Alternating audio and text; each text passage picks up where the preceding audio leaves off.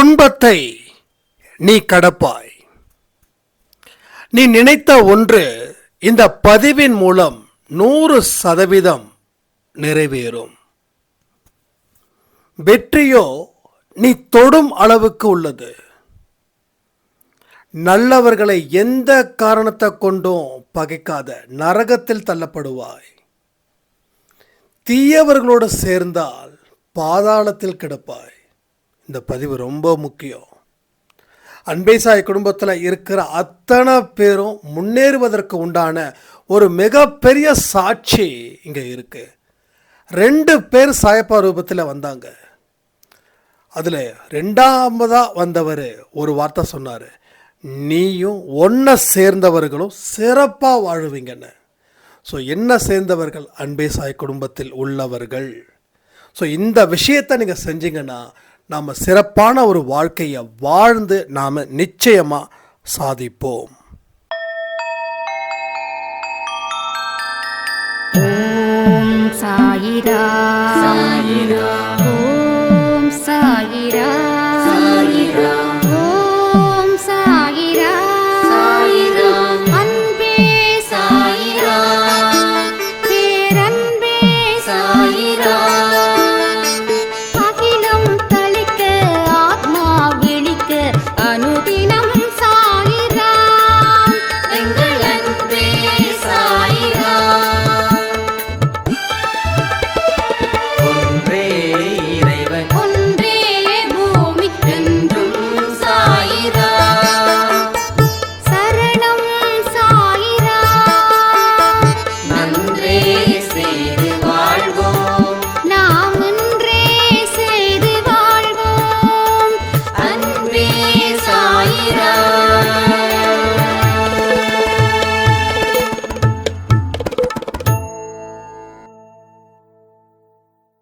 சாய்ரா, என் உயிரின் உயிரானவர்களே, உங்களுடைய கனவுகள் நிறைய இருக்கலாம். சில கனவுகள் செதஞ்சு போயிருக்கலாம், சிலது நடந்திருக்கலாம். ஒரு விஷயத்தை நாம் இங்கே சரி பண்ணிட்டோம் அப்படின்னா, நீங்கள் பார்த்த கனவை விட ஒரு அதை விட கோடி மடங்கு நன்மை தர மாதிரியான வாழ்க்கையை நீங்கள் இந்த ஜென்மத்திலே வாழலாம். இந்த ஜென்மத்திலே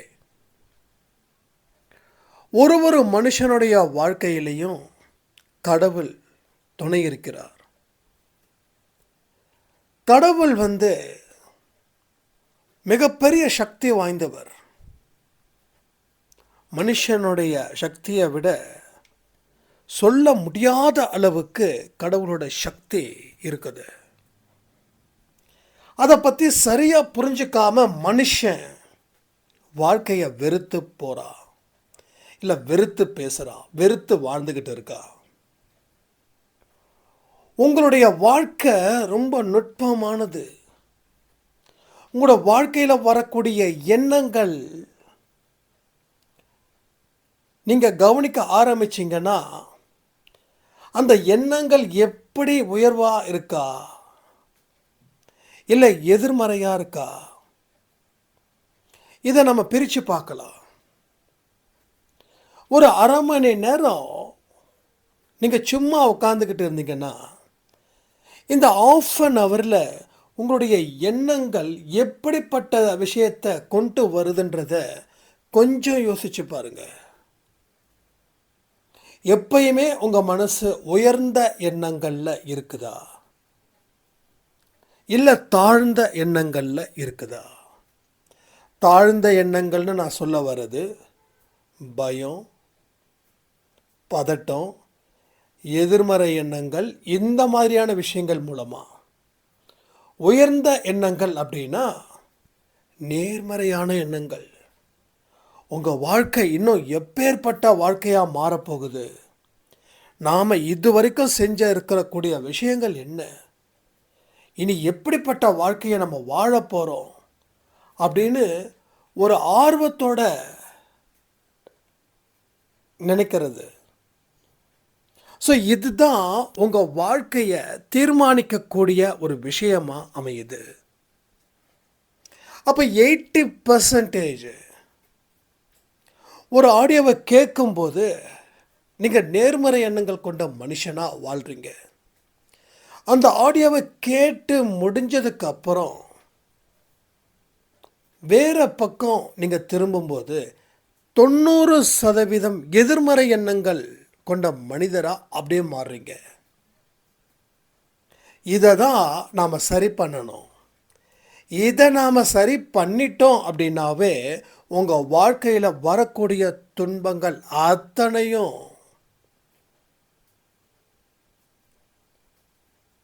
ஒரு மண்ணுக்கு எப்படி உரம் முக்கியமோ, அந்த உரம் போட்டாதான் அந்த செடி நல்ல க்ரோத்தாக வளரும். அதில் வரக்கூடிய பூவாக இருக்கட்டும், பழமாக இருக்கட்டும், எல்லாமே நிறைய கிடைக்கும். இல்லைனா வெறும் தண்ணியை மட்டும் ஊற்றுனா அந்த செடி பெருசாக ஒன்றும் கிடைக்காது. ஏன்னா உரம் தேவை. அப்போ இந்த துன்பங்கள் அத்தனையும் ஒரு மனுஷனுக்கு உரமாக மாறும். எப்போன்னா உங்களோட எதிர்மறை எண்ணங்களை நீங்கள் தவிர்க்க ஆரம்பித்து நேர்மறை எண்ணங்களை நீங்கள் மனசில் கொண்டு வந்து நிறுத்தி அந்த வழியில் நீங்கள் போனால். இது ரொம்ப முக்கியம். நம்ம மனசை ஒரு ஆக்கப்பூர்வமான விஷயத்துக்கு நம்ம செலவு பண்ணணும். நம்ம மனசு ஆசைப்படுது, எல்லாத்துக்கும் ஆசைப்படும். எது நியாயமான ஆசை, எது அநியாயமான ஆசைலாம் அந்த மனசுக்கு தெரியாது. ஆனால் புத்திக்கு தெரியும். அப்போ நியாயமான ஆசைக்கு மனசை வைக்கலாம், அநியாயமான ஆசைக்கு மனசு வச்சா வாழ்க்கை கெட்டு போயிடும். அப்போ இந்த மாதிரியான விஷயங்கள் மூலமாக எதிர்மறை எண்ணங்கள் உங்களுக்கு அதிகரிக்க ஆரம்பிச்சிடும். மனுஷனில் பல பேர் எதிர்மறை எண்ணங்கள் கொண்ட மனிதராக வாழ்வதற்கு நியாயம் இல்லாத ஆசைகள் கூட காரணமாக இருக்குது. என்னால் அவங்கள மாதிரி வாழ முடியல, நான் அவங்கள மாதிரி வாழணும், என்ன பண்ணணும்? அவங்க ஏதாவது ஒரு பொருள் வாங்கியிருக்காங்களா, நானும் ஒரு பொருளை வாங்க போகிறேன். அவங்க காசு இருக்குது வாங்குறாங்க, நமக்கு காசு இல்லை, அதனால் வாங்க முடியல. ஆனால் மாத தவணையில் நம்ம வாங்கலாம். 12 மாதம் டியூ, தாராளமாக வாங்கலாம். ஆனால் மாதம் கட்டுவோம், 2வது மாதம் கட்டுவோம், 3வது மாதம் கொஞ்சம் கட்டுறது கொஞ்சம் யோசிப்போம், 4வது மாதம் விட்டுருவோம், 5வது மாதம் விட்டுருவோம், 6வது மாதம் வீட்டுக்கு முன்னாடி வந்து நிற்பாங்க. 2 டியூவாக கட்டுறியா இல்லை பொருளை எடுக்கவா? மானம் மரியாதை கப்பல் ஏறுது. ஏன்னா இது அநியாயமான பேராசை. அவன் வாங்குறான், அவன் சம்பாதிக்கிறான், அவன் ஹாப்பியாக இருக்கான், ஓகே ரைட். ஒன்றால் வாங்கணும்னு ஆசை இருக்குது, ஆனால் அதற்கு உண்டான உழைப்பை கொடு. அவன் வாங்குறானா, அவன் நல்லா இருக்கட்டும், அதை விட உனக்கு பெருசாகவே சாய்ப்பாக கொடுக்க போகிறாரு. நீ வருத்தப்படாத, நீ வருத்தப்படவே படாத. நீ வருத்தப்படுற அளவுக்கு இங்கே நிலைமை ஒன்றும் மோசம் இல்லை. ஆனால் எங்கே நாம் வேகமாக சில விஷயங்களை முடிவு பண்ணுறோமோ, அதில் இருந்து நமக்கு சில பிரச்சனைகள் வருதோ, அதுதான் உங்கள் வாழ்க்கையில் ஒரு மிகப்பெரிய ஒரு ஆபத்தில் கொண்டு போய் சேரும். அதுதான் உன்னை வருத்தப்பட வைக்கும். அப்போ நம்ம சுற்றி இருக்கிறவங்க நல்லா இருக்கணும்னு அந்த நினைப்பு ஒன்று இருக்கே, அந்த நினைப்பு தான் உன் வாழ்க்கையில் இனி வளர்ச்சியை தரப்போகுது. அளவில்லாத சந்தோஷத்தை நீ பெறப்போகிற.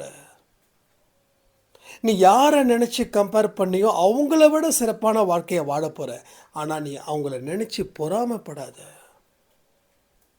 உன் எண்ணங்கள் சுத்தமாக இருந்துச்சுன்னா கடவுள் உங்ககிட்ட உறுதியாக இருக்கிறாருன்னு நீ நம்புவ. நான் ரீசெண்டாக ஒருத்தரை மீட் பண்ண போயிருந்தேன். அவருக்கு ஏஜ் வந்து ஒரு 40+ இருக்கும். ரொம்ப ஒரு மிடில் கிளாஸ் ஃபேமிலி. ஆனால் அவர்கிட்ட பேசும்போது அவ்வளோ ஹாப்பியாக அவர் வந்து தன்னோட லைஃப்பை என்ஜாய் பண்ணுறாரு. அவருக்கு வாகனம் அப்படின்னு பார்த்தா ஒரே ஒரு சைக்கிள், பட் ஒரு காரும் வச்சுருக்காரு. தேவைப்பட்ட கார் எடுப்பார், இல்லாட்டி எடுக்க மாட்டார். அந்த காரை கூட அவர் ஒட்டு மொத்தமாக காசு ரொக்கத்துக்கு தான் வாங்கினேன்னு சொன்னார். கேஷ் கொடுத்து தான் வாங்கினேன், டியூலாம் போடல. தம்பி எனக்கு வருமானம் இவ்வளோ வருதுப்பா, நான் ரிட்டையர்டு போஸ்ட்மேன் நான். இன்னைக்கு வரைக்கும் நான் ஹாப்பியாக ஃபீல் பண்ணுறேன், எனக்கு எந்த பிரச்சனையும் கிடையாது. என்னோடய சம்பளத்துக்கு தகுந்த மாதிரி நான் செலவு பண்ணுறேன், நான் ஆரோக்கியமாக இருக்கேன், என் முகத்தில் என்றைக்குமே சந்தோஷம் இருக்குது, நம்பிக்கை இருக்குது, கடவுளுடைய அருள் எனக்கு பரிபூரணமாக இருக்குதுன்னு சொல்கிறாரு. நம்மளால் சொல்ல முடியுமா கடவுளோட அருள் பரிபூரணமாக இருக்குதுன்னு? ஏன் சொல்ல முடியாதுன்னு அதையும் நான் சொல்லிடுறேன். உடனே என் மேலே கோவப்படக்கூடாது. நீங்கள் கடவுளோட அருள் பரிபூரணமாக இருக்குதுன்னா வாழ்க்கையை பற்றி பயப்படக்கூடாது, மற்றவங்களை பார்த்து பொறாமைப்படக்கூடாது. ஸோ இந்த மாதிரி இல்லாமல் ஒரு உறுதியான தன்மையில் நம்ம மனசில் நல்ல எண்ணங்களை கொண்டு வந்து சேர்த்தா நமக்கு தோணும் கடவுள் என் கூட இருக்காரு. பாருங்க, அவர் சொல்லக்கூடிய வார்த்தை வெறும் சம்பளம் பெருசான ஒன்றும் இல்லை, பெருசாக ஒன்றுமே இல்லை. 30-35,000 ரூபாய் சம்பாதிக்கிறாங்க. பட் அதுக்குள்ளேயே அவர் வந்து லைஃப்பை ரன் பண்ணுறாங்க. Plus savings, plus social service. ஏதாவது ஒரு ட்ரஸ்ட்டுக்கு ஒரு 3 மாதத்துக்கு ஒரு தடவை கொஞ்சம் காசெல்லாம் சேர்த்து வச்சு ஏதாவது துணியோ ஏதாவது சாப்பாடோ. உண்மையில் ரொம்ப எக்ஸலண்ட்டாக இருந்தது. எனக்கு அவர் ஒரு ரொம்ப இன்ஸ்பிரேஷனலாக இருந்தாங்க. அப்போ அவங்க வீட்டுக்கு வரவங்க எல்லாரும் கேட்பாங்க, நீங்கள் வந்து ஒரு கவர்மெண்ட்டில் தானே ஒர்க் பண்ணுறீங்க, நீங்கள் வந்து ஏதாவது வந்து இன்னும் கொஞ்சம் மாறலாம் இல்லை உங்கள் லைஃப்பில், ஏன் அதே மாதிரி இருக்கீங்க அப்படின்னு எத்தனையோ பேர் உசுப்பேத்திருக்காங்க. ஆனால் ஒரே வார்த்தை சொன்னாங்க, என் சம்பளத்துக்கு தகுந்த மாதிரி என் வாழ்க்கை இருந்தால் போதும். சரி, இவர் மட்டுமா? அவங்க வீட்டில் இருக்க அவங்க மிஸ்ஸஸாக இருக்கட்டும், அவங்க குழந்தைங்களாக இருக்கட்டும், எல்லாமே ரொம்ப பக்காவாக அதே இடத்துல அவ்வளோ அழகான ஒரு ஃபேமிலி. ஸோ வேற ஒருத்தவங்க மூலமாக நம்ம அங்கே போயிருந்தோம். பட் அவங்ககிட்ட பேசும்போது அவ்வளோ நிறைய கற்றுக்க வேண்டியதெல்லாம் இருந்தது. பட் என்னென்னா நமக்குள்ளே இருக்கக்கூடிய விஷயத்துக்குள்ளேயே அவங்க ரோல் பண்ணுறாங்க. அவருக்கு தேவையானதை கம்மி பண்ணிக்கிறாரு, தேவையானதுக்கு மட்டும் அவங்க யூஸ் பண்ணிக்கிறாங்க அவங்களோட சம்பளத்தை. அப்போ யோசிச்சு பாருங்கள், நாம் என்ன பண்ணுறோம்? யாராவது லோன்ஸ் கொடுத்தாங்கன்னா ஓகே ட்ரை பண்ணலாமே, மாதம் மாதம் கட்டுறோம். எந்த ஒரு பொருள் வந்தாலுமே சரிங்க, அதிகபட்சம் 2 மாதம் 3 மாதம் தான், அதுக்கப்புறம் அந்த பொருள் பழசாயிடும்.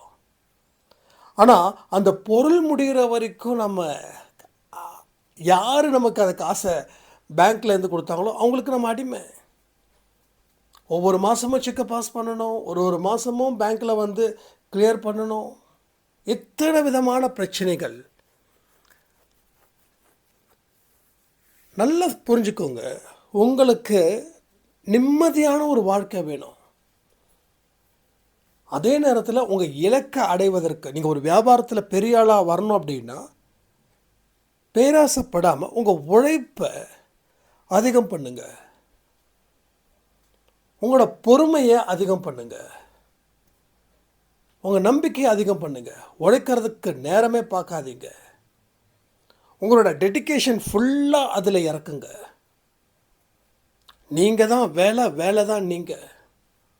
நீங்கள் ஒரு வேலை செய்யும்போது அந்த வேலையாகவே நீங்கள் மாறிடுங்க.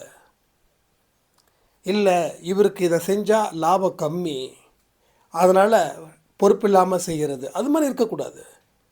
லாபத்தை பார்க்கக்கூடாது. ஸோ பலனை எதிர்பார்க்காம 100% டெடிக்கேஷனாக அதை செய்யணும். 2வது, கடவுளுக்கு செய்யக்கூடிய வழிபாடு மாதிரி நம்மளுடைய வேலை இருக்கணும்.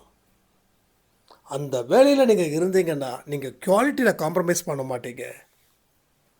உங்களுக்கு தேவையான லாபத்தை வைப்பீங்க, சந்தோஷமாக இருப்பீங்க. இப்போ இப்படிப்பட்ட ஒரு மனுஷனை எந்த கஸ்டமர்ஸும் விட மாட்டாங்க. ஏன்னா நீங்கள் அந்த அளவுக்கு நியாயமான மனுஷனாக நடந்துக்கிறீங்க அந்த சொசைட்டியில். ஸோ உங்கள் வளர்ச்சி பெருகும். ஸோ இது எல்லாத்தையும் நம்ம முடிவு பண்ணணும். ஒரு இடத்துல ஒர்க் பண்ணால் கூட கூடுதல் நேரம் ஒர்க் பண்ணுங்க. ப்ரமோஷன்ஸு வேண்டாம். நீங்கள் ப்ரமோஷன் இல்லாமல் வேலை பார்க்க முடியுமா? நீங்கள் வேண்டாம். அதோட கடவுள்கிட்டேருந்து ஒரு ப்ரமோஷன்ஸ் இருக்கும். அந்த ப்ரமோஷனுக்கு ஆசைப்படுங்க. ஓகேவா? அந்த ப்ரமோஷனுக்கு ஆசைப்படுங்க. நான் நிறைய பேரை சொல்லியிருக்கேன். ஒரு கடையில் சாதாரணமாக ஒரு வேலைக்கு சேர்ந்த ஒருத்தர் 10 வருஷம் அந்த கடையில் வேலை செஞ்சு அந்த கடையோட முதலாளி, நான் என் பசங்களோட செட்டில் பண்ண போகிறேன்ப்பா, இந்த கடையை விற்கலான்னு நினைக்கிறேன், மற்றவங்களுக்கு விற்கிறதுக்கு பதிலாக நான் உனக்கு விற்கிறேன், நீ வருஷத்துக்கு எனக்கு இவ்வளோ ரூபான்னு கொடுத்துரு அப்படின்னு சொல்லி 5 வருஷத்தில் அவர் காசை ரிட்டர்ன் பண்ணிட்டார். இன்றைக்கும் அவர் தான் என்னோடய முதலாளின்னுவார். அவர் சிங்கப்பூரில் போய் செட்டில் ஆகிட்டார். ஸோ அவர் டெடிக்கேஷனாக ஒர்க் பண்ணதால் முதலாளிக்கு அவர் மேலே ஒரு நம்பிக்கை. அந்த முதலாளிக்கு வேறு யார்கிட்டையும் கொடுக்க வேண்டாம், நம்ம பையன்கிட்டே கொடுக்கலாம். ஏன்னா இது கஷ்டப்பட்டு ஆரம்பித்த கடை. அவங்க முதலாளி இதுதான் சம்பாதிச்சு கொடுத்துருக்கு அவங்க குடும்பத்துக்கு. அப்போ இந்த பையன் பலனை எதிர்பார்க்காமல் செஞ்சதால் எப்படிப்பட்ட ஜாக்பாட் அடிச்சிருக்கு பார்த்தீங்களா? ஆனால் பலனை எதிர்பார்த்து செஞ்சுருந்து 1 வருஷம் வேலை பார்த்து, இன்னொரு கடையில் 1 வருஷம் வேலை பார்த்து, ஸோ இப்படி மாற்றிக்கிட்டே இருப்பாங்க. ஒரு 100 ரூபா, ஒரு 500 ரூபா, ஒரு 1000 ரூபாய் அதிகமாக கிடைச்சா கூட டக்குன்னு ஷிஃப்ட் ஓவர் ஆகிறது. வருமானம் முக்கியம், நான் இல்லைன்னு சொல்லலை. அதை விட வாழ்க்கை முக்கியம். வருமானம் முக்கியம்தான். வருமானம் இல்லாமல் கண்டிப்பாக யாராலும் எந்த தொழிலும் பண்ண முடியும். ஏன், நானே வருமானம் இல்லாமல் தொழில் செய்ய முடியாது. ஆனால் அதே நேரத்தில் ஸ்டேபிலிட்டி எந்த அளவுக்கு இருக்கணும், நிரந்தரமாக இருக்கணும் எதுவாக இருந்தாலும். ஸோ அது இப்படி இருந்தால் தான் நம்ம லைஃப்பில் யாருன்னு காட்ட முடியும். உங்களுக்குள்ள ஒரு மதிப்பு எப்போ வருதுன்னா, உங்கள் வாழ்க்கை எந்த அளவுக்கு வெற்றி அடையுதோ அப்போ தான் உங்கள் வாழ்க்கையில் உங்கள் மேலே உங்களுக்கு மதிப்பு வரும். ரைட்டா? இதை நம்ம புரிஞ்சிக்க முயற்சி பண்ணவே இல்லை. நாம் ஒரு மணி மைண்டடாக போகிறோம். நம்மளோட லைஃப்பில் இருக்கக்கூடிய செட்டில்மெண்ட்டை நம்ம யோசிக்கிறதே கிடையாது. நம்ம லைஃப் எப்படிப்பட்ட ஒரு இடத்துக்கு போகணும்னு நம்ம பிளான் பண்ணுறதே கிடையாது. ஸோ டெம்ப்ரவரியான விஷயத்துக்கு தான் நம்ம அதிகமாக முதலிடம் கொடுக்குறோம். பர்மனண்ட்டான விஷயத்துக்கு நம்ம முதலிடம் கொடுக்கறது இல்லை. அதனால தான் வாழ்க்கையில் பிரச்சனை கூட பார்த்திங்கன்னா, இப்போ இதனால் உனக்கு பிரச்சனை வந்துருமே, என்னப்பா பண்ணுவேன்னா, அது அப்புறம் பார்த்துக்கலாம், இப்போதைக்கு பிரச்சனை இல்லையா, ரைட். ஸோ இன்றைக்கி அந்த பிரச்சனைங்க சந்திச்சிருந்தீங்கன்னா ஒரு சில கஷ்டத்தோடு அது போயிருக்கும். ஆனால் அந்த பிரச்சனையை சந்திக்க மறுத்தீங்க அப்படின்னா பெரிய அளவில் அதுக்கு எதிர்த்து நீங்கள் போராடணும். இதுதான், இந்த விஷயத்தை நீங்கள் மைண்டில் வச்சுக்கோங்க. ஸோ மைண்டில் வச்சுக்கிட்டு அப்போதைக்கு அப்போ எதுவாக இருந்தாலும் சரி தைரியமாக ஃபேஸ் பண்ணுங்கள். உங்களால் எது எதெல்லாம் ஃபேஸ் பண்ண முடியுதோ அதை ஃபேஸ் பண்ணுங்கள். ஃபேஸ் பண்ண முடியாததுக்கு தயவு செய்து மனசில் போட்டு குழப்பிக்காதீங்க. ஒரு விஷயத்த நான் அடிக்கடி சொல்லியிருக்கேன் பேசாயில், எது எது நம்மளால் முடியுமோ அதை நம்ம தெளிவு பண்ணிக்கலாம். எது எது நம்மளால் முடியலையோ அது கடவுள்கிட்ட ஒப்படைச்சிடலாம். எதெல்லாம் முடியுமோ அதெல்லாம் முடிஞ்சதுன்னா, முடியாதுன்னு ஒரு விஷயத்த நினைக்கிறீங்க இல்லையா, அதுவும் உங்களுக்கு இலவச இணைப்பு மாதிரி, ஒரு போனஸ் மாதிரி முடிஞ்சிடும். அதனால் வாழ்க்கையை பற்றி அப்படி இப்படி இதை பற்றி எதுவுமே பேசக்கூடாது. எதை பற்றி பேசணும்? வாழ்க்கையோட நிகழ்காலம். இன்றைக்கி நாம் சரியாக இருக்கோமா? நமக்கு இன்றைக்கி எந்த மாதிரியான எண்ணங்கள் நம்ம மனசில் வந்தது, விதைச்சது, அதை நம்ம எப்படி அறுவடை பண்ணோம்?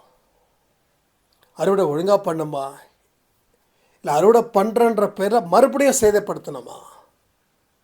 இப்படி தான் நம்ம இதுதான் பண்ணுறோம். விதைக்கிறோம். ஒன்று விதைக்கிறத சரியாக விதைக்காமல் விட்டுடுறோம். இல்லை நல்லா விதைச்சதை அறுவடை பண்ணும்போது நிறைய சேதாரத்தை உண்டு பண்ணிடுறோம். பல பேர் பார்த்திங்கன்னா நல்ல லைஃப்பில் பக்கா செட்டில் ஆகிடுவாங்க. ஒரு 40 இயர்ஸ் வரைக்கும் ரொம்ப செம்ம ஸ்மார்ட்டாக, வீடு என்ன, கார் என்ன, பங்களா என்ன, குழந்தைங்களுக்கு நல்லா நல்ல சூப்பரான படிப்பு, எல்லா சொந்தக்காரனும் எல்லா நண்பர்களும் அண்ணாந்து பார்க்குற அளவுக்கு ரொம்ப பயங்கர ஃபாஸ்ட்டாக போவாங்க. ஸோ விதை நல்லா போட்டாங்க, அறுவடையும் அப்பப்போ பண்ணாங்க. ஆனால் ஒரு 50 இயர்ஸ்க்கு மேலே போகும்போது எது எதை விதைச்சாங்களோ அத்தனையும் ஒரு சேதாரத்தை உண்டு பண்ணிடுவாங்க. ஃபைனலி அவங்க வாழ்க்கையை வாழ்வதே மிகப்பெரிய கஷ்டமாக இருக்கும். நம்ம நினைக்கிறோம் நல்லா விதைச்சிட்டோம், இனி சூப்பராக இருக்கும், நம்ம லைஃப் மாறாது.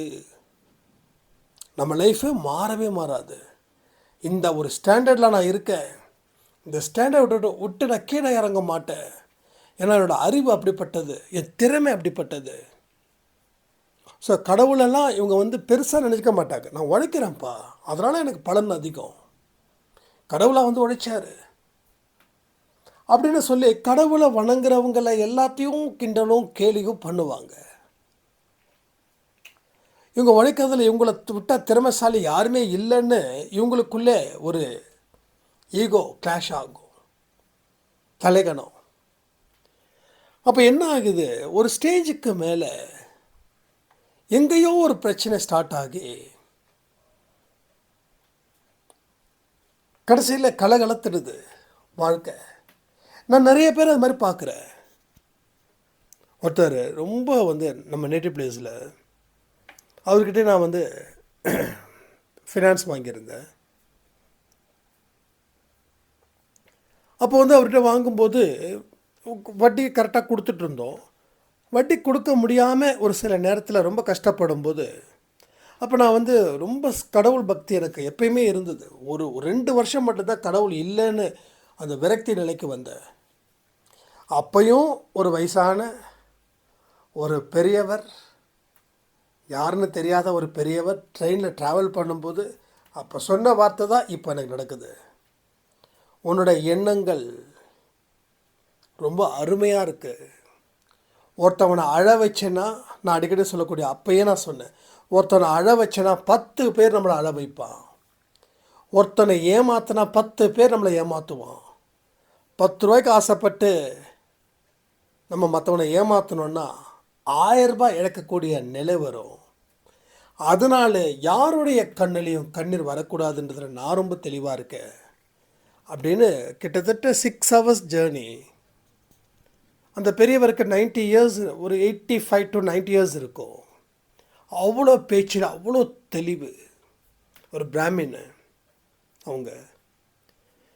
அப்போ என் மேலே தோல் மேலே கை போட்டு அந்த தாத்தா சொல்கிறாங்க, நீ பாருடா, நீ பாரு, ஏதோ ஒரு கடவுள் உன்னை குழந்தையாக எடுத்துப்பார், நீ அவர் மேலே உயிராக இருப்ப, அவரும் உன் மேலே உயிராக இருப்பாருன்னு. அன்னைக்கு அவர் பேசுனது இன்னைக்கு நடந்துக்கிட்டு இருக்குதுன்னா இது எப்பேற்பட்ட வார்த்தைகள். இந்த வார்த்தைகளுக்கு எவ்வளோ சொன்னாலும் சரி, எனக்கு எப்பெல்லாம் சாயப்பா மேலே நான் பைத்தியமாக இருக்கேனோ அப்போ எல்லாத்தையும் அந்த பெரியவர் சொன்னதை வச்சு நான் நினச்சி பார்ப்பேன். நான் எவ்வளோ ஒரு அருமையான ஒரு வார்த்தை, இப்படி ஒரு அற்புதமான வார்த்தை. அப்போ நான் சொன்னேன், அப்படிலாம் இல்லைங்க, கண்டிப்பாக இல்லை, நான் நிறைய வெறுத்துட்டேன். நான் சாமியை கும்பிட்றவனுக்கு தான் கஷ்டம் அதிகம், சாமியை கும்பிடாதவனுக்கு கஷ்டமே கிடையாது அப்படின்னு யாரை வச்சு சொன்னேன் அப்படின்னா, எனக்கு வட்டிக்கு கொடுத்தாரு அவரை வச்சு நான் சொன்னேன். அந்த அவரோட அம்மா என்கிட்ட சொல்லுவாங்க, அதாவது வட்டிக்கு விடுறவங்களோட அந்த அம்மா சொல்லுவாங்க, சந்தோஷ் நீ சாமி சாமி சாமின்னு கும்பிட்ற, ஆனால் நான் கோயிலுக்கு கூட போக மாட்டேன், சாமிக்கு எனக்கும் இருக்கக்கூடிய தூரம் அதான், நான் உழைக்கிறேன், நான் சாப்பிட்றேன், ஆனால் நீயும் சாமி சாமின்னு கும்பிட்ற, நீயும் உழைக்கிற, சாமியாக கொடுக்குது, உனக்கு திறமை இல்லை, எனக்கு திறமை இருக்குது அப்படின்னாங்க. அதை வச்சு தான் நான் நினச்சேன் சாமிலாம் ஒன்றுமே கிடையாது. ஏன்னா இப்போ இவங்களுக்கு எந்த சாமியை கும்பிட்டாங்க, இவங்க எந்த அளவுக்கு ரொம்ப பயங்கர பணக்காரராக இருக்காங்க. அதனால் சாமின்னு சொல்லி ஏமாந்து போய் கஷ்டத்தை அனுபவிக்கிறதுக்கு சாமியே இல்லைன்னு சொல்லி நமக்கு இருக்கக்கூடிய புத்தியை பயன்படுத்தி நாம் வாழணும் அப்படின்னு. அப்போ அந்த நிலையில தான் அந்த பெரியவர் ட்ரெயினில் என் மேலே தோல் மேலே கை போட்டு பேசும்போது எனக்கு இப்போயே சொல்கிறேன், எனக்கு ஆனந்த கண்ணீர் வருது. ஓகே, இப்போது அந்த அம்மாவோட நிலைமை என்ன ஆகுதுன்றதை கொஞ்சம் பார்த்தா தெரியும். அந்த அம்மாவுக்கு உடம்பு ரொம்ப ரொம்ப ரொம்ப ரொம்ப வீக் ஆகிடுச்சு. எதையுமே அவங்களால சாப்பிட முடியாது. எதை சாப்பிட்டாலும் அவங்க பச்சை தண்ணியில் கழுவி சாப்பிடணும். ஈவன் சிக்கனாக இருக்கட்டும், மட்டனாக இருக்கட்டும், இல்லை உருளைக்கிழங்காக இருக்கட்டும், எதெல்லாம் காரமாக இருக்குதோ அதை அவங்க கழுவி சாப்பிடணும். இது ஒரு பிரச்சனை அவங்களுக்கு. இன்னொன்று, அவங்களுக்கு 4 குழந்தைங்க. 4 குழந்தைங்களோட லைஃப்பும் பார்த்திங்கன்னா அத்தனை பிரச்சனைகள், அத்தனை கஷ்டங்கள். ஸோ பணம் மட்டும் இருக்குது, நல்லா புரிஞ்சுக்கோங்க, பணம் மட்டும் இருக்குது, வேறு எதுவுமே இல்லை அவங்கக்கிட்ட, வேறு எதுவுமே இல்லை. இப்போ பணத்தை வச்சு என்ன பண்ண முடியும்? பணத்தை வச்சு பொருளை வாங்கலாம், வேறு ஏதாவது வாங்கிட முடியுமாண்ணா? So never. அப்போ அவங்க நிலைமை அவ்வளோ மோசமாக இருந்தது, அவ்வளோ கஷ்டமாக இருந்தது. இப்போ நான் ரீசெண்டாக ஒரு 2 இயர்ஸ்க்கு முன்னாடி அவங்கள நான் பார்க்கும்போது அவங்க அவங்களோட கணவர் சொல்கிறாங்க, இது மாதிரிலாம் இருக்குப்பா, என்ன பண்ணுறது, ஹாஸ்பிட்டலுக்கு போகிறோம், ஆனாலும் க்யூர் ஆக மாட்டேங்குது, பெரிய அளவில் அல்சர், எதை சாப்பிட்டாலும் வயிறு வலி, உடனே ஹாஸ்பிட்டல் போகணும், ருசியாக எதையுமே சாப்பிட முடியாமல் இருக்காங்க என் வீட்டில் அப்படின்னு சொல்லி. இப்போ தெரியுதா, உழைப்பு மட்டும் திறமையால் நம்ம ஜெயிச்சோம் அப்படின்னா நம்மளை விட முட்டாள் உலகத்தில் யாருமே இல்லை. நாம் ஒரு கருவி. நம்ம சரியான முறையில் இருக்கும்போது கடவுள் நமக்கு ஒரு வழியை கொடுக்குறாரு. அந்த வழியில் நாம் ஒழுக்கத்தோடு நடந்து பிறர் மனதை கஷ்டப்படுத்தாமல், காயப்படுத்தாமல், நல் வழிகளை சென்று நாம் நல்லபடியாக வாழறோம். இன்னொரு விஷயம் இருக்குது, நல்லவனுக்கு எந்த நல்லவனையும் நம்ம பகைச்சிக்கக்கூடாது. எந்த நல்லவனோட வாழ்க்கையிலையும் அவனை மோசமானவன் சொல்லி சித்தரிக்கக்கூடாது. இது மிகப்பெரிய பாவம்னு சொல்லி நூல்களில் சொல்லியிருக்காங்க, இந்து மத நூல்களில். அப்போது ரொம்ப ரொம்ப தெளிவாக இருக்கணும், ரொம்ப ரொம்ப தெளிவாக இருக்கணும். ஒரு மனுஷனை சட்டு பேசிடக்கூடாது. அவன் யார், அவன் இருக்கிற இடம் என்ன, அவனுக்கு தெய்வீக பக்தி எப்படி இருக்குது, அவனோட உண்மையான வாழ்க்கை எப்படி இருக்குது, அவனுடைய ஒரு விஷயமும் பார்த்து நாம் யோசித்து அதுக்கப்புறமா அவனை குற்றம் சாட்டணும். அப்படி குற்றம் சாட்டினா 10 மடங்கு பாவத்தை நீ சம்பாதிப்பேன்னு சொல்லி இன்றைக்கி ஒரு முஸ்லீம் பெரியவர் நம்ம ஆஃபீஸ்க்கு வந்திருந்தார். இது ஏற்கனவே ஒரு நூலில் படித்தது. ஆனால் அவர் அதை இன்றைக்கி ஏதோ ஒரு விஷயத்துக்கு சும்மா வந்தார். தம்பி, நல்லவனை மட்டும் நீ சோதிச்சிடாத, நல்லவனை மட்டும் சோதிச்சிடாத. சொல்லக்கூடிய வார்த்தைகள் யார், இவங்கெல்லாம் எங்கேருந்து வராங்கன்னே தெரிய மாட்டேங்குது.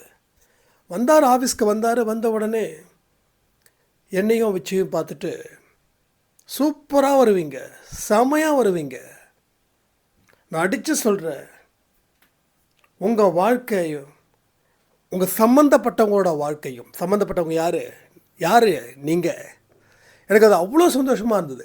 என்னை மட்டும் பாராட்டியோ இல்லை விச்சு மட்டும் பாராட்டியிருந்தால் கூட எனக்கு ஹாப்பியாக இருக்காது, ஃபுல்ஃபில் ஆகிருக்காது. நீங்களும் உங்கள் சம்மந்தப்பட்டவங்களும் ஒரு அருமையான இடத்துக்கு நீங்கள் வருவீங்கப்பா அடுத்த சில வருஷத்துக்குள்ளே சொல்லிட்டு இதை சொன்னாங்க. எந்த நல்ல மனுஷனுடைய மனசையும் கஷ்டப்படுத்தக்கூடாது. அப்படி நல்ல மனுஷனோட நல்ல மனசுக்காரனை, அவன் தெய்வீக பக்தி இருக்கிறவனை நீ அவனை காயப்படுத்திட்டனா அது அந்த பாவம் உன்னை என்றைக்குமே சும்மா விடாது, உன்னை தூங்க விடாது, சிரிக்க விடாது, சிந்திக்க விடாது, ஒரு இருட்டு மயமாக உன்னை தள்ளிடும் அப்படின்னு சொன்னாங்க. எனக்கு அப்படியே அவ்வளோ ஷாக்கிங்காக இருந்தது. ஏன்னா நம்ம எப்பயோ படித்தது, பட் அது முஸ்லீம் பெரியவர் வந்து சொல்கிறாங்க. ஸோ சாய்பாவோட அந்த ஒரு ஒரு விஷயத்தை நீங்கள் யோசித்து பார்க்குறீங்களா? அன்றைக்கி ட்ரெயினில் வந்தவர் நிச்சயமாக சாயப்பா. அப்போ சாயப்பாவுக்கும் எனக்கு எந்த சம்மந்தமும் கிடையாது.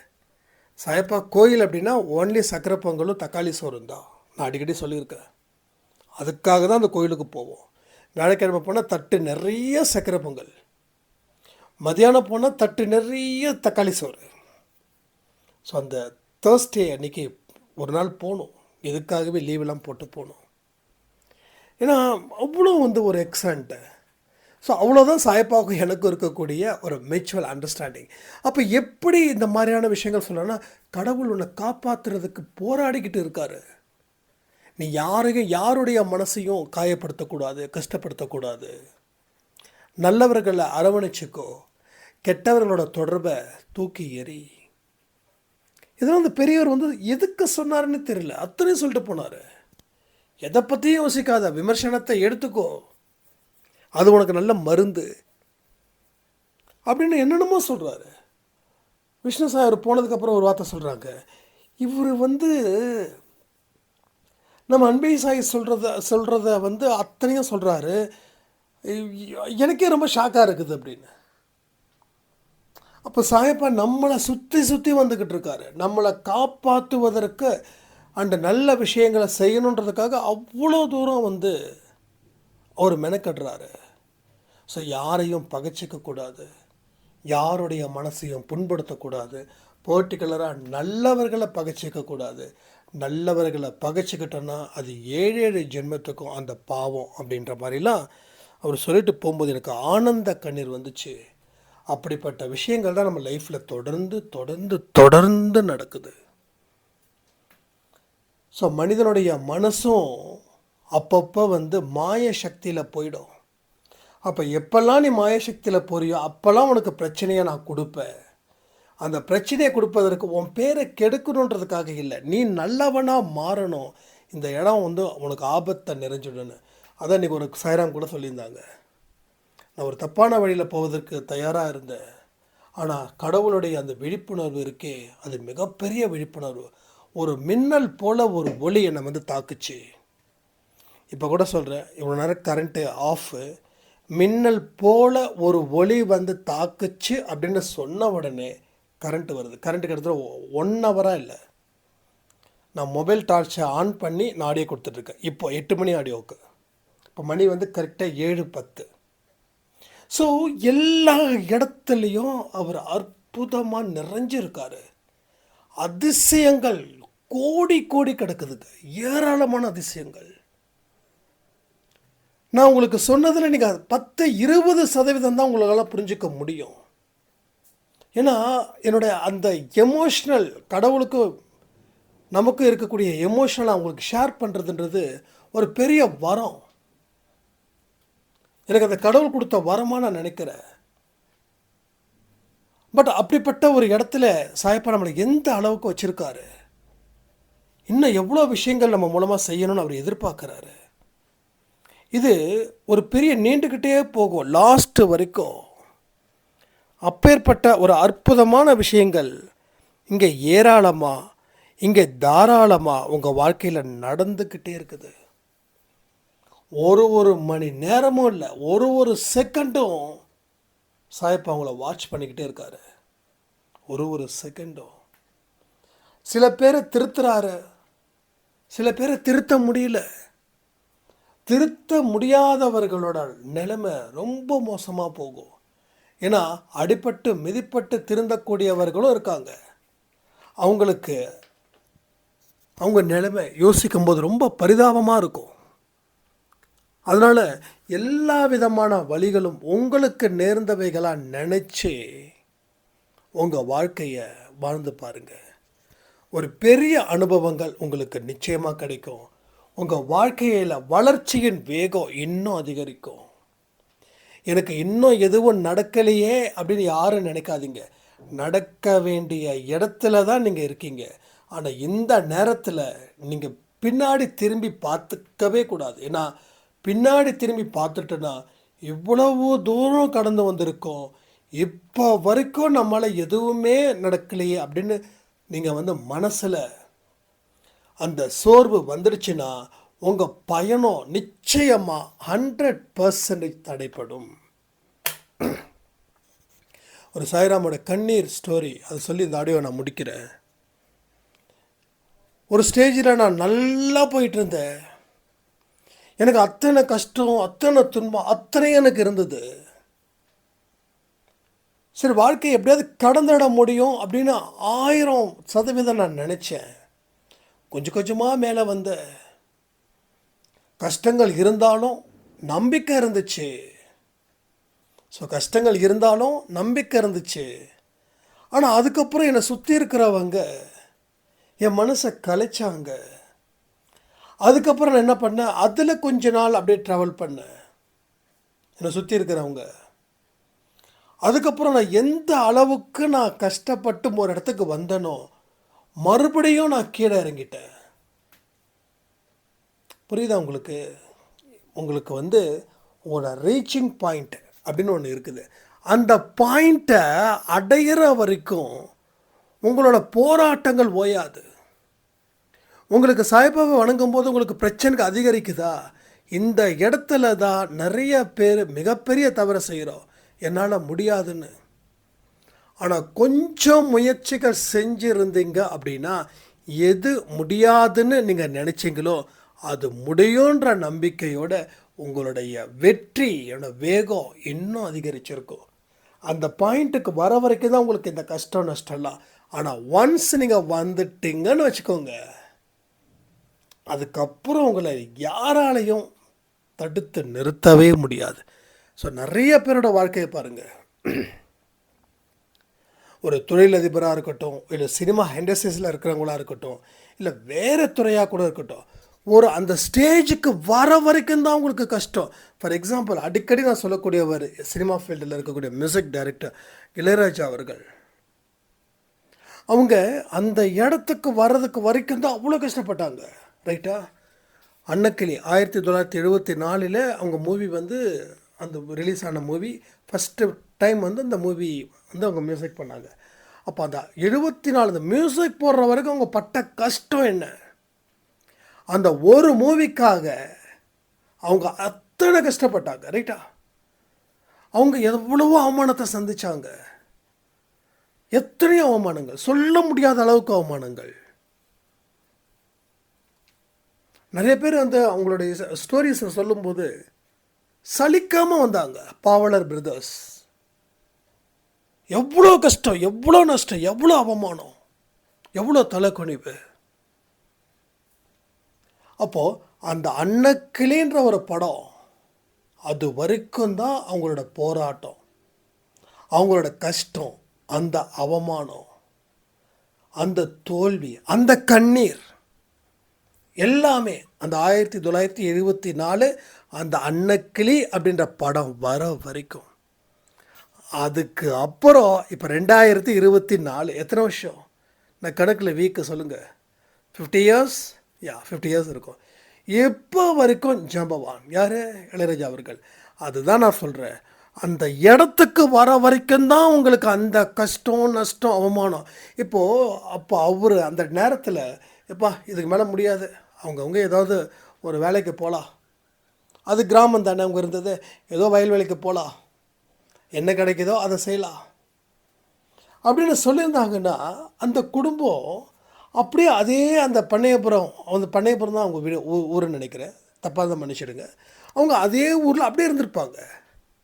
ஆனால் இன்றைக்கி அவங்க பண்ணுறாங்க, சிம்ஃபனி பண்ணுறாங்க, தேவாரம், திருவாசகம், எத்தனையோ பக்தி பாடல்கள். எனக்கு ரொம்ப பிடிச்ச ஒரு பாட்டு, கண்ணீர் வரக்கூடிய ஒரு பாட்டு. என்ன பாட்டு? தாய் மூகாம்பிகை, ஜனனி ஜனனி ஜெகம்னி யகம்னி. என்ன சாங்குப்பா! அந்த சாங்கை கூட ஃபஸ்ட்டு ஜேசுதாஸ் அவர்கள் பாடுற மாதிரி இருந்தது. ஆனால் இளையராஜா அவங்க ட்ராக் எடுத்தாங்க அந்த பாட்டை எப்படி பாடணும் அப்படின்னு சொல்லி இது பண்ணுறதுக்கு. அப்போ ஜேசுதாஸ் அந்த அன்னைக்கு வரலை, அவங்களுக்கு உடம்பு சரியில்லைன்றதுக்காக வரலை. தென் அதுக்கு அப்புறமா ஜேசுதாஸ் கிட்ட இளையராஜா அவர்கள் இந்த சாங்கை இப்படி தான் பாடணும், இதுதான் ட்ராக்கு.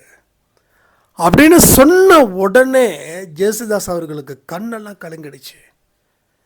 இந்த பாட்டு எப்பேற்பட்ட ஒரு உணர்வு பூர்வமான பாடல். இந்த பாட்டை நான் பாடினா கூட இவ்வளோ ரீச் ஆகிருக்காது. தயவு செய்து இந்த பாட்டை ஒரிஜினல் ட்ராக்காகவே வச்சு இதை ரிலீஸ் பண்ணிடலாம். அந்த பாட்டு இப்போ கேட்டால் கூட உடம்புலாம் புல்லரிக்கும். நைட்டு 12-1 மணிக்கு கேட்டால் கூட நான் கேட்டிருக்கேன். நான் சம்டைம்ஸ் கடவுள் பாட்டை கேட்குறதும் கடவுளோட வார்த்தை கேட்குறதும் நம்ம காதுகளும் மனசும் கொடுத்து வச்சிருக்குது. அப்போ பாருங்க, கடவுளோட ஆசீர்வாதம் அவருக்கு இருக்கு, அவரோட உழைப்பும் இருக்குது. ஸோ கடவுளோட ஆசீர்வாதம் இருந்ததால தான் அவரோட உழைப்பை கடவுள் ஆசீர்வதிச்சார், அவரோட திறமையை கடவுள் ஆசீர்வதிச்சாங்க. எனக்கு அவர் கர்ம வினைகள் படி அவர் மனைவி இறந்துட்டாங்க, பவதாரணி அவங்களும் இறந்தாங்க. ஆனால் இன்னைக்கும் அந்த மனுஷன் ஸ்ட்ராங்காக நிற்கிறாரு. ஸோ மனைவி இழந்தாவே நிறைய மனிதர்கள் ஆண்கள் கொஞ்சம் தளர்ந்துடுவாங்க.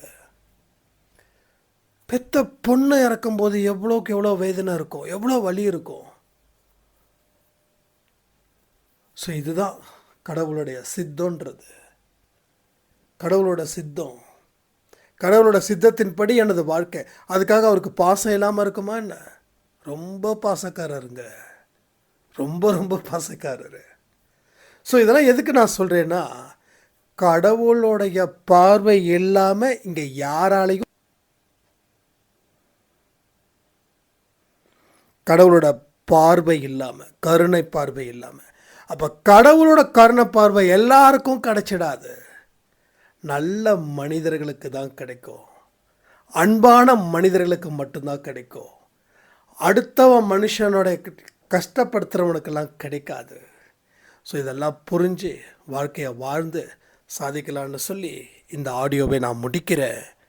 ஜெய் சாய்ராம். ஓம் சாயிரா சாயிரா ஓம் சாயிரா சாயிரா